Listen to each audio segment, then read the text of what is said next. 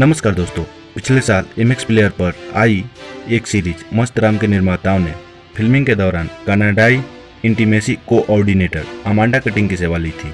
कामुक लेखन करने वाले मस्त राम के जीवन से प्रेरित मस्त राम में कई सेक्सी दृश्य दिखाए गए हैं। इसमें कटिंग का काम यह देखना था कि वे दृश्य अधिक से अधिक वास्तविक और सहज लगे। इसके बाद पिछले साल सितंबर में भारत को आस्था खन्ना के रूप में अपनी पहली प्रमाणिक इंटीमेसी कोऑर्डिनेटर मिली, जो इंटीमेसी प्रोफेशनल्स एसोसिएशन से 16 हफ्ते का कोर्स करके निकली थी। सहायक निर्देशक खन्ना को यह एहसास हुआ कि यहाँ इस काम के लिए कोई अलग से पेशेवर लोग नहीं हैं। वे कहती हैं कि हमारा काम यह देखना है कि अंतरंग दृश्यों में हम निर्देशक की सहायता करें ताकि कलाकारों को अपनी सीमाएं बरकरार रखने में किसी तरह की दिक्कत ना हो और किसी भी तरह अभिनेता या अभिनेत्री की सहमति की सीमा का उल्लंघन न हो। इस समय उनके पास नेटफ्लिक्स, अमेजन प्राइम और धर्मा प्रोडक्शंस की कई फिल्में हैं।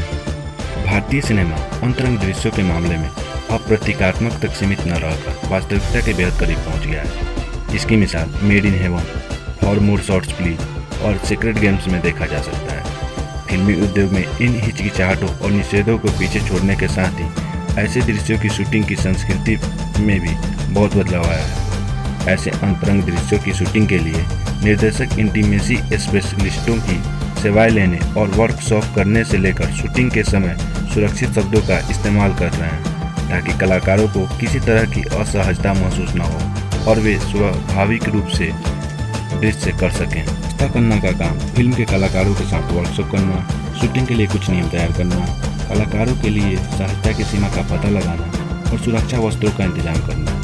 अंतरंग दृश्यों को तकनीकी रूप से कई हिस्सों में बांटकर बड़ी सावधानी से उनकी कोरियोग्राफी की जाती है। उन्हें एक ही झोंके में शूट नहीं किया जाता है। वो बताती हैं कि कलाकारों के बीच एक केमिस्ट्री बनाई जाती है और वह तभी बनती है जब कलाकारों के बीच एक दूसरे के प्रति विश्वास हो। डांस की कोरियोग्राफरों और स्टंट डायरेक्टरों के विपरीत कलाकारों को अवसर यह नहीं पता होता कि सेक्स दृश्यों के लिए भी अलग से स्पेशलिस्ट निर्देशक होते हैं। अभिनेत्री, प्रोड्यूसर और इंटीमेसी डिजाइनर नेहा व्यास कहती हैं कि मैंने महसूस किया कि सेट पर कलाकारों के लिए सुरक्षित माहौल बनाने के लिए कुछ खास प्रयास नहीं किया जा रहा था।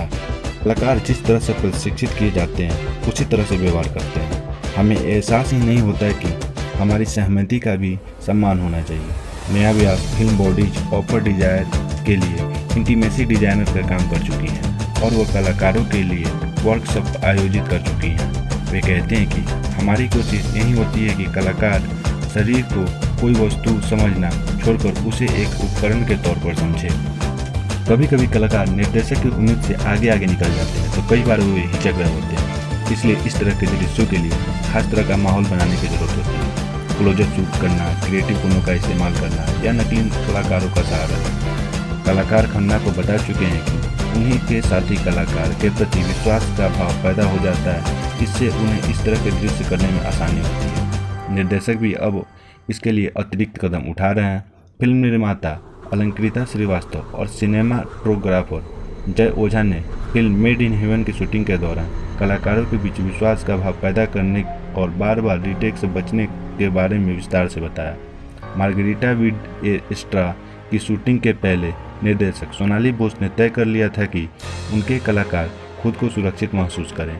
इसलिए कल्की कैंकले और सयानी गुप्ता ने बोस के साथ इंटीमेसी वर्कशॉप की, जहां उन्होंने आराम से अपनी सीमाओं की ढाल ली थी। जिस दिन सयानी गुप्ता को अपनी शर्ट उतारनी थी उस समय सेट पर कुछ ही महिलाएं थी। बोस ने भी शर्ट उतार दी और कमर पर तौलिया बांधा। वे कहती हैं, अगर आप अकेली ही नग्न हो तो आपको झिप महसूस होता है। कमरे में सबसे ताकतवर मेहनती निर्देशक जब खुद नग्न हो तो तनाव कम हो जाता है। सेक्स के सीन के बाद बोस ने तुरंत कलाकारों को गाउन पहनने के लिए दे दिया।